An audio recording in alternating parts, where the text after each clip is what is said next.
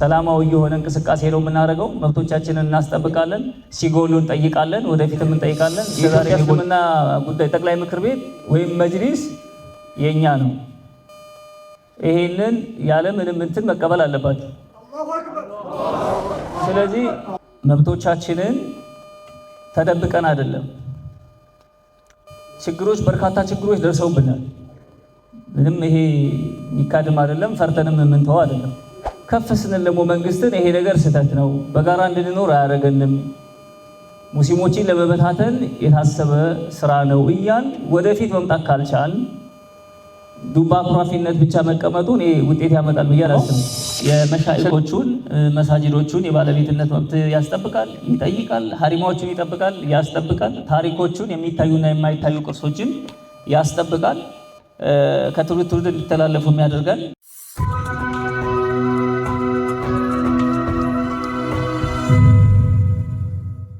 መጅሊሱ እኔ ነኝና ተቋሙን የምመራው፣ የሙስሊሞችን ጉዳይ እኔ ነኝና የምመራው። ሌሎች ማህበራቶች መፈጠር የለባቸውም። ወይም ደግሞ ቢሰጥም የማህበር ፍቃዱንም ቢሰጥም በፈለገ ሰዓት እንዳይዘጋው፣ ህገ መንግስታዊ ጥሰት እንዳይካሄድ፣ ሃይማኖት ነፃነትን ለመጠበቅ ታስቦ የተሰጠ ነው። ስለዚህ ይሄ ህገ መንግስታዊ መብት ነው፣ ህገ መጅሊሳዊ መብት አይደለም። ሁላችንም ከዚህ በኋላ ይሄን ልንረዳ ይገባል። የኢትዮጵያ እስልምና ጉዳይ ጠቅላይ ምክር ቤት በአዋጅ ሲቋቋም አንቀጽ 6 የመሸጋገሪያ ድንጋጌዎች ላይ አንቀጽ 6 ንዑስ ቁጥር 3 ላይ ምንድነው የሚለው? የኢትዮጵያ እስልምና ጉዳይ በአዋጅ መቋቋሙ የኢትዮጵያ ሙስሊሞች ከዚህ ቀደምም ይሁን ወደፊት የመደራጀት መብቶቻቸው ወይም በማህበር የመደራጀት መብታቸውን አይከለክልም ይላል። ስለዚህ ሙስሊሙ የፈለገውን አስተሳሰብ ይዞ የፈለገውን ማህበር የመደራጀት መብት አለው ማለት ነው። ሁለት አይነት አደረጃጀት አለ። አንዱ ማህበረሰቡ ከፈለገ የሚደራጀውን ማህበር ከመጅሊሱ መውሰድ ይችላል። በዋናነት እንዳልኳችሁ ህገ መንግስቱን ለማስጠበቅ በመጅሊሱ ስር መሆን እስካልፈለጉ ድረስ ይላል ማብራሪያው ላይ ጉዳያቸውን ወይም ማህበራታቸውን ከሰላም ሚኒስትር ወስደው እንቅስቃሴያቸውንም በዛው ይቀጥላሉ ነው የሚለው። ዋናው ነገር ይሄ ነው፣ እስከዛሬም ያላግባባን ነገር። ስለዚህ ይሄ ዳና አይነት ማህበራቶች በሰላም ሚኒስትር መቋቋማቸው ህገ መንግስትን ለማስጠበቅ እስከሆነ ድረስ ፍቃድም ሆነ እንቅስቃሴያቸውን ከመንግስት አካል ጋር ነው እንጂ የሚያደርጉት ከመጅሊስም ይሁን ከየትኛውም አካል ህገ መንግስታዊ መብትን አንጠይቅም። በዚህ ልክ ሁላችሁም ስለ ዳና ያላችሁን መረዳት ከፍ እንድል ስለፈለኩ ነው።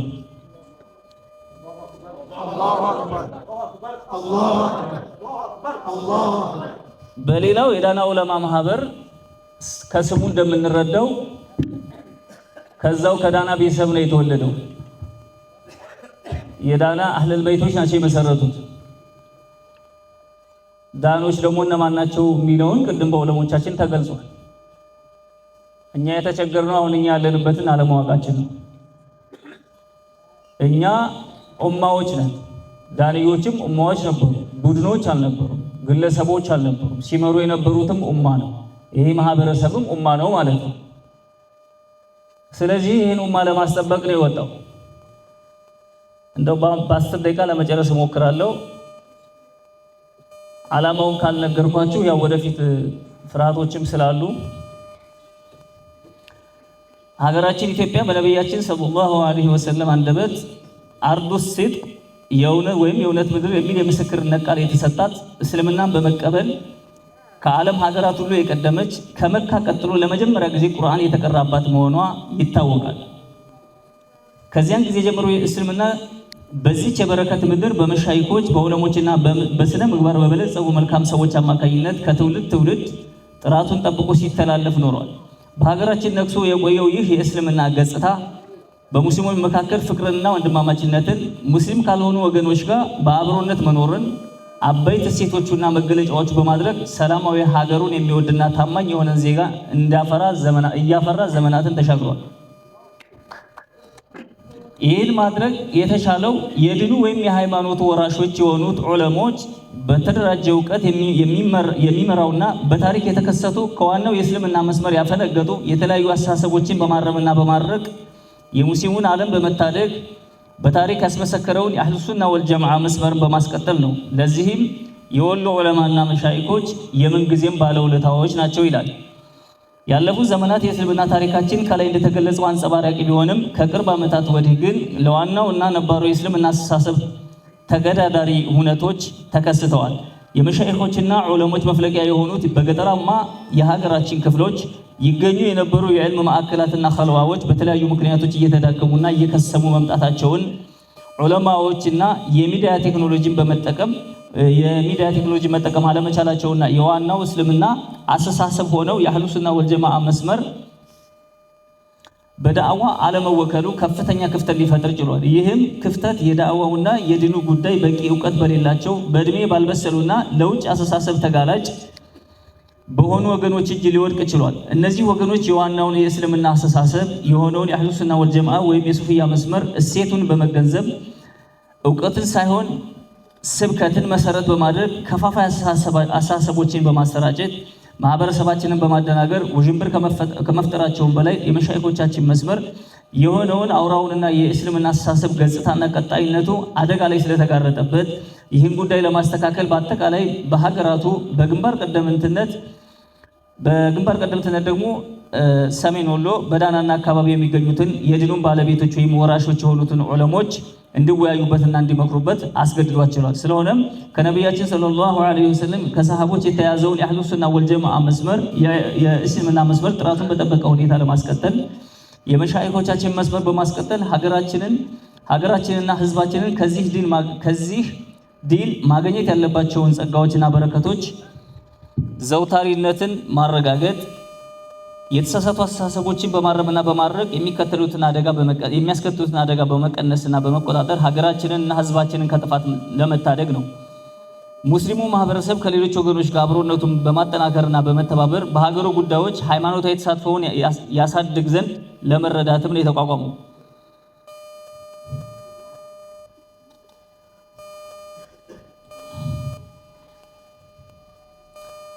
ዳና አህሉ ሱና ወልጀማዓ ዑለማ ማህበር በኢፌዴሪ ህገ መንግስት የሃይማኖት ነጻነትና የመደራጀት መብትን በተመለከተ በተቀመጠው ድንጋጌዎች በአዋጅ ቁጥር 1097/2011 መሰረት ነሐሴ 11 ቀን 2011 ዓመተ ምህረት የተቋቋመ ማህበር ነው።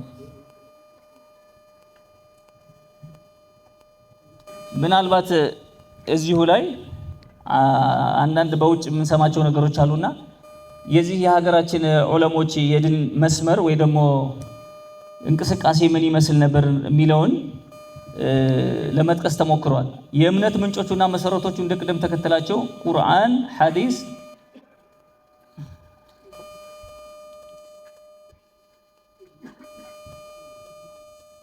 ይቅርታ ስልክ ገብቶብኝ ነው ላጥፋ።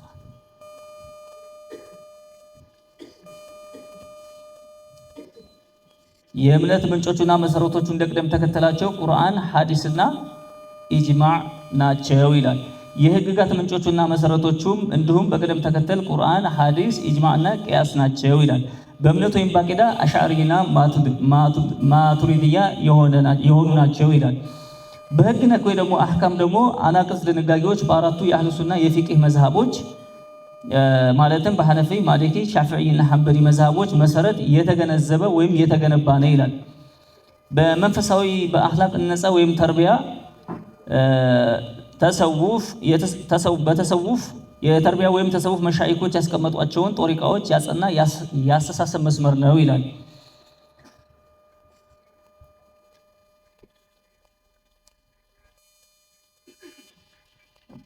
ወደ ዓላማው ልምጣላችሁና ዳና የተቋቋመበት ዓላማ 9 ዓላማዎች አሉት።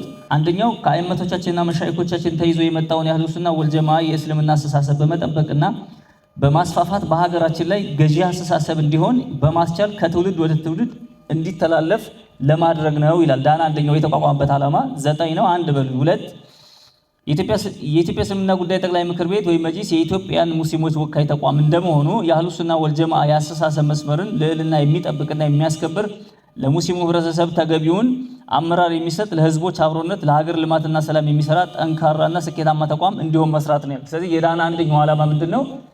የኢትዮጵያ እስልምና ጉዳይ ተቋሙ ማለት ነው እነኚህን የሱፍያውን ወይም ደግሞ የአሻዕሪያውን መስመር የሚጠብቅ የሚንከባከብ መሆን ስላለበት አቃፊ መጅሊስ መሆን ስላለበት እነኚህን መብቶች ደግሞ ዳና ባልተከበሩ ጊዜ ከሚመለከተው አካል ጋር ሆኖ መብቶቹ እንዲከበሩ ለመስራት ነው፣ ጥያቄ ለማቅረብ ነው የተቋቋመው ማለት ነው። ሶስተኛ የሀገራችንን እስልምና ወይም የመሻይኮቻችንን የሚዳሰሱም ሆነ የማይዳሰሱ ቅርሶችና እሴቶቻችንን መጠበቅ ነው።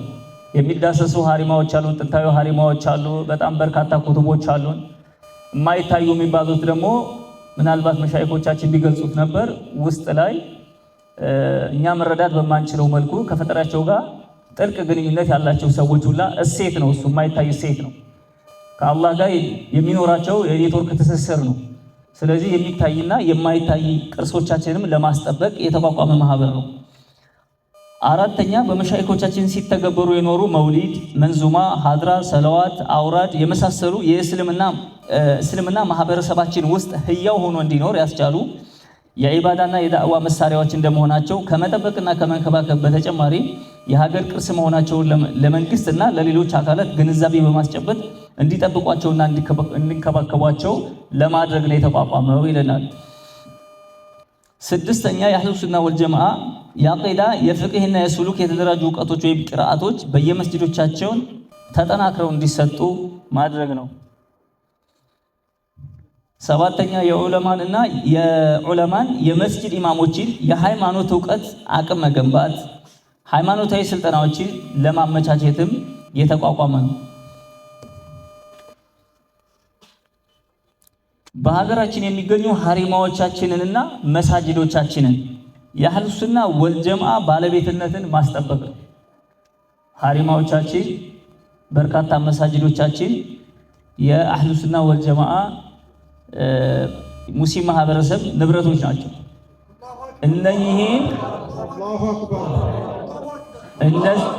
እነዚህን የባለቤትነት እንትን የማስጠበቅ ኃላፊነት አለበት። ዳና ችግር ሲደርስባቸው እነሱን በማስፋፋት ከሚመለከተው አካል ጋርም በመነጋገር እነኚህን መብቶች ለማስጠበቅ የተቋቋመ ማህበር ነው ይለናል። ስምንተኛ የተለያዩ ማህበረሰብ ክፍሎችን በአህሉ ሱና ወልጀማዓ መስመር በማንቃት በማቀናጀትና በማስተባበር የመሻይኮቻችንን መስመር ቀጣይነት ማስረገጥ ነው ይላል። ስለዚህ ዳና እነዚህ ሁሉ ኃላፊነት አለባቸው። ዘጠነኛ ላይ ያለው ተመሳሳይ ዓላማ ካላቸው ሌሎች ተቋማትና ማህበራት ጋር በትብብር መስራት ነው። ስለዚህ ዳና እነዚህ 9 ነገሮችን ሊፈጽም ነው የተቋቋመው።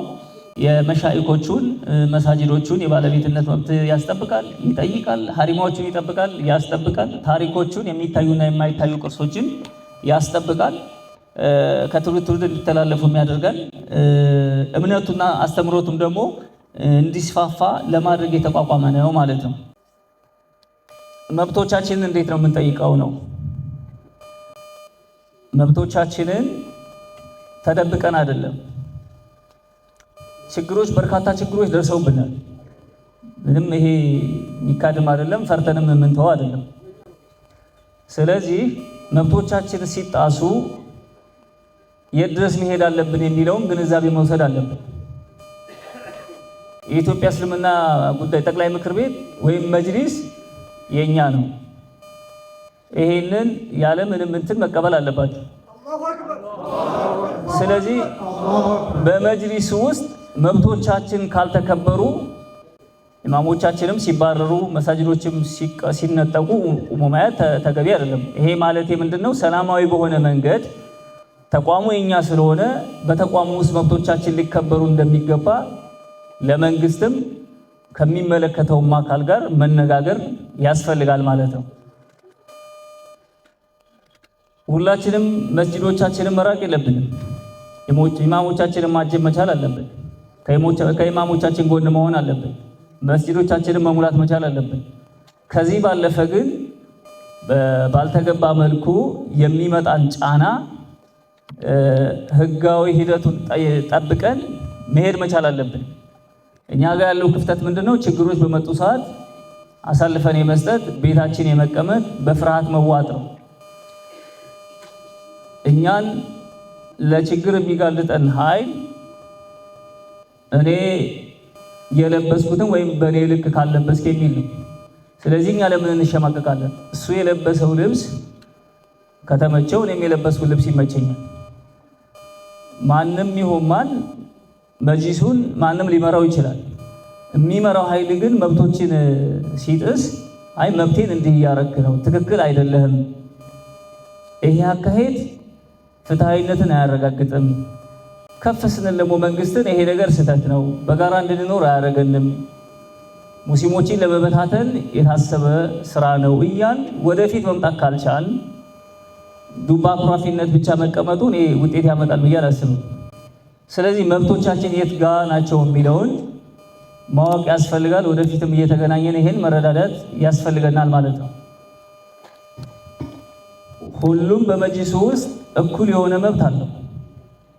አሻሪያውን መጅሊሱ ሊደግፈው ይገባል፣ በበጀት ሊደግፈው ይገባል፣ ስልጠና ሊሰጠው ይገባል። መሳጅዶቹ፣ አስተሳሰቦቹ፣ መስመሮቹ በአጠቃላይ ከትውልድ ትውልድ ሊተላለፉ ይገባል።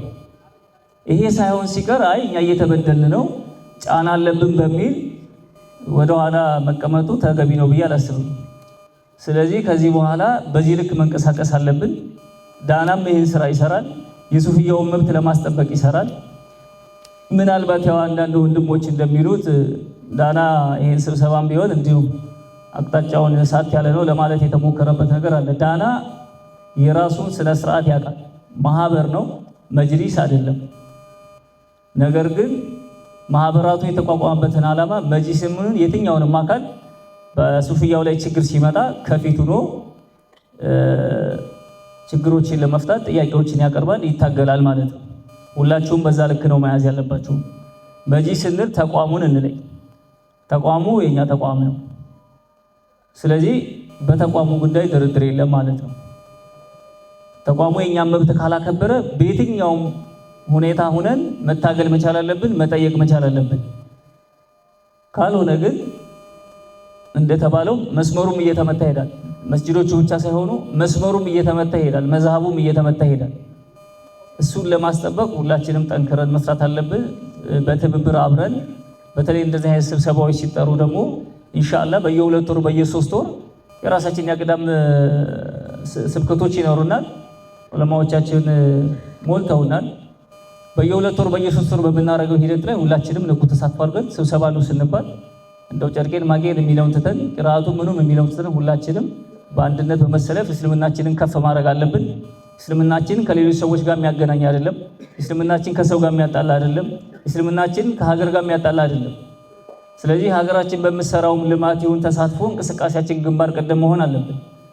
ሱፍያው ምናልባት አንድ ማስታወሳቸው የኢትዮጵያ እስልምና ጉዳይ ሲቋቋም በአዋጅ አንዱ መስፈርት ሃይማኖቱ በኢትዮጵያ ውስጥ የቆየበት የጊዜ ገደብና ለሀገር የዋለው እሴት ትውፊት ወይም ደግሞ በሀገር ግንባታ ላይ ያለው ሚና ነው ይላል። ይሄ ሚና የኛ ነው። አሁንም ሚናችንን ከየትኛውም ጊዜ በተሻለ ወደፊት መንግስት በሚሰራቸው ልማቶች የሚሆን ተሳትፎ ላይ ከፊት መሆን መቻል አለብን። ይሄ እንቅስቃሴ ግዴታም ስላለብን ነው። እንደ ሀገርም ይሄን መስራት መቻል አለብን። ከሌሎች እምነቶችም ጋር ቢሆን ተቻችለና ተከባብረን የምንኖርበት አግባብ እንደዚህ ቀደም እንደነበረው ለሺህ ምናምን ዓመት አብረን እንደኖር ነው በስነ ምግባር መኖር አለብን። እሱ ብቻ ሳይሆን በእኛም ውስጥ ካሉ ኃይሎች ጋር ቢሆን ከየትኛውም ኃይል ጋር ሰጣ ገባ የምንፈጥርበት የለም። የራሳችን የሆነ አስተምሮ አለን። እሱ አስተምሮ ከፍ እንዲል ከትውልድ ትውልድ እንዲተላለፍ እናደርጋለን። አተንካራ የሚገባበት አግባብም አይደለም፣ እልክም አይገባም። ማንም ሰው የፈለገው ማመን ይችላል። እንደ ተቋም ግን በተቋሙ ውስጥ ሁሉም ሰው የጋራ መብቱን ኤክሰርሳይዝ ማድረግ አለበት፣ መብቱን መጠየቅ መቻል አለበት። እስልምናችንን መስመራችንን የመሻይኮቻችንን መስመር መጠበቅና ማስቀጠል ኃላፊነት አለብን ማለት ነው። ያው ምናልባት አንዳንዴ ለመስላህ የሚባልም ነገር ሁላችንም ማወቅ መቻል አለብን። የትኛው እንቅስቃሴያችን የትኛው ውጤት አምጥቷል፣ የትኛው እንቅስቃሴያችን የትኛውን ነጥብ አስጥሏል የሚለውንም መረዳት መቻል ያስፈልጋል። ስለዚህ የትኛውም እንቅስቃሴ ሀገራዊ ሁኔታንና ጊዜያዊ ሁኔታን ባገናዘበ መልኩ ነው የምንንቀሳቀሰው ማለት ነው። ሰላማዊ የሆነ እንቅስቃሴ ነው የምናደርገው። መብቶቻችንን እናስጠብቃለን፣ ሲጎሉ እንጠይቃለን፣ ወደፊትም እንጠይቃለን። እስከዛሬም የጎደሉ አሉ፣ ወደፊትም እንዳይጎሉ የባለፈውን ተጨማሪ አድርገን መንግስትንም እንጠይቃለን፣ የሚያስተዳድረውንም አካል እንጠይቃለን፣ መጅሊስን የሚያስተዳድረውንም አካል እንጠይቃለን። መብቶቻችንን ማንኛውም ሰው መጣስ ስለሌለበት መብቶቻችን እየተጣሱ ነው የሚለውን በሰላማዊ መንገድ እናቀርባለን። ከዚህ ባለፈ ግን እኔ የምለው ምንድነው፣ ይሄ ፕሮግራም በብዙ ውጣ ውረድ ነው የመጣው። ብዙ ጊዜ ፈጅቷል፣ ጉልበትም ፈጅቷል። በምንም በዛም ይሁን በዚህም ግን ይሄ ፕሮግራም እንዲሳካ በጎ አስተዋጽኦ ያደረጉ የመንግስት አመራሮቻችንን ማመስገን እንፈልጋለን። በእርግጥ ህገ መንግስታዊ መብት ነው፣ ግን ያንን ተረድቶ በጊዜ መልስ ሰጥተውን ይህን ስብሰባ እንድናደርግ ያደረጉ አመራሮች አሉ። ከላይ እስከታች ያሉ አመራሮቻችን ማመስገን እንፈልጋለን። ሁሌ በአንድነት መቆም መቻል አለብን። ተራማጅ ሀሳብ መያዝ አለብን። ሁሌ በሆነ ቁሞ ቀር በሆነ ሀሳብ እልክ በተጋባ አይነት ሀሳብ መቆም መቻል የለብንም። እኛ ብዙ የምናሳካቸው አሉ። ይሄ የተበተነ በእርግጥ ሱፍያ የማይታይ ተቋም ነው። የ1500 ተቋም የ500 ዓመታት ተቋም ነው። የማይታይ ተቋም ህንፃ ላይ ኖረው ይችላል፣ ፎቅ ላይ ገነባ ይችላል፣ ላይኖረው ይችላል፣ ከላይ የሚታይ መሪ ላይ ኖረው ይችላል። በራሱ ግን ተቋም ነው። ስለዚህ ይሄን ተቋም ደግሞ እኛ በአይን ወደሚታይ ተቋም ከፍ ማድረግ ስላለብን ያለንን ሀገራዊ እሴትን ማስጠበቅም ስላለብን ወደፊት ራሳችንን ማምጣት አለብን። እንዳልኳችሁ ኡማ ነን እኛ፣ መፍራት መቻል የለብንም። ወንድሜ እሳቸው የለበሱት ልብስ ለእሳቸው እንደሚያምርባቸው ከነገሩን እኔ ለምንድን ነው በለበስኩት የምሸማቀቅ? ስለዚህ የመንግስት ሰራተኞቻችንም ካላችሁ ሌላ ቦታ ስብሰባ ትሄዳላችሁ፣ ሱፍያው ሲጠራችሁ አትሄዱ። መብቶቻችሁ የት ድረስ እንደሆነ ማወቅ መቻል አለባችሁ፣ መታገል አለባችሁ። የመንግስት ሰራተኛ ሆናችሁ ተፈጥሯዊ እምነት ግን አላችሁ፣ የግል የሆነ መብት አላችሁ፣ ሃይማኖት አላችሁ። ለዛ ሃይማኖት መገኘት የሚያሸማቀቃችሁ ወንድሞቻችን ነፃ ሆናችሁ እንትን ማለት አለባችሁ። ዳናን እገዙት፣ ካላገዛችሁት ያለ እናንተ ዋጋ የለው። እስከዛሬ ሲጓዝ የነበረው እንዲሁ በባዶ። በሌላው መልኩ አንዱ እኛ ጋር የነበረው ችግር ምንድነው? ውጤትን ቶሎ መፈለግ አለ፣ ባለመገኘቱ ተስፋ መቁረጥ አለ። እነዚህ ነገሮች ሁላችንም በጥልቅ ያየናቸው ተራማጅ ሀሳብ ይዘን ለትውልዱ እንዳልኳችሁ ለአቂዳችን መስራት መቻል አለብን። ሁላችንም በጋራ እንቁም። ዳናን ደግፉት፣ በፋይናንስ ደግፉት፣ በጉልበት ደግፉት፣ በሰው ኃይል ደግፉት። ባዶ ነው የለውም። እነኚህ መብቶች ማረጋገጥ ይችላል። ዳናን ከጎኑ ከሆናችሁ የሱፍያውን መብቶችን ማረጋገጥም ይችላል። በዚህ መልኩ ሁላችንም ከፊት መሰለፍ መቻል አለብን። አፉ በሉኛ በዛውባችሁ። ሰላም አለይኩም ወራህመቱላሂ ወበረካቱ።